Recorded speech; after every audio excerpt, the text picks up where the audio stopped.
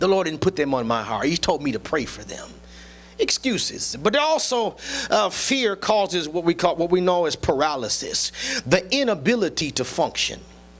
Not just stuck in a former place of freshness, not just making excuses, not just slow to move, but when people are paralyzed and unable to make any progress. And if you're going to birth anything, birthing takes courage. Courage to continue through the change. Courage that what is birth will live. And courage that you can correctly raise or develop what is birth. See, sometimes we allow fear to keep us from the possible because we have these notions that I'm not sure that how do I know if I try this, it's going to yield what I'm looking for? Well, to do nothing guarantees nothing is accomplished. To do something gives the possibility of something great being accomplished. Why does fear hurt people? Well, in Numbers chapter 13, the 10 spies are gripped by fear when they see the giants and they say, we can't go in.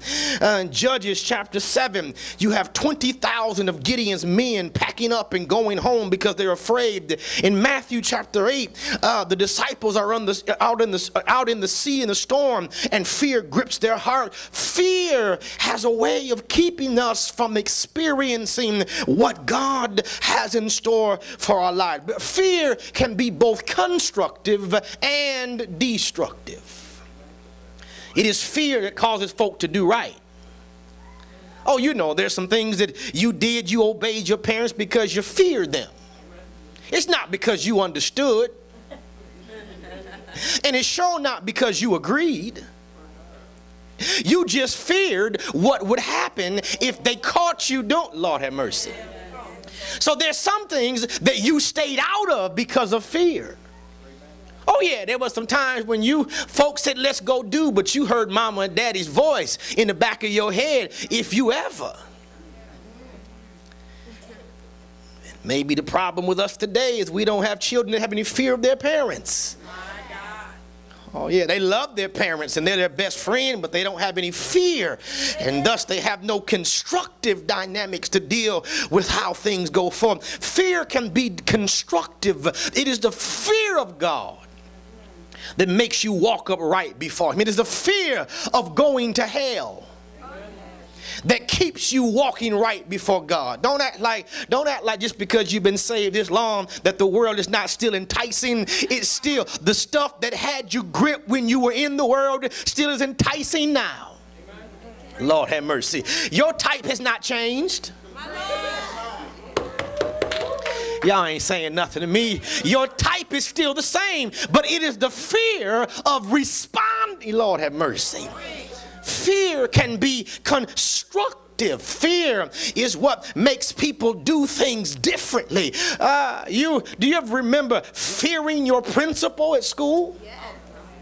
Now they don't fear. They just, it's the principal. But used to fear, Lord have mercy. I feared them.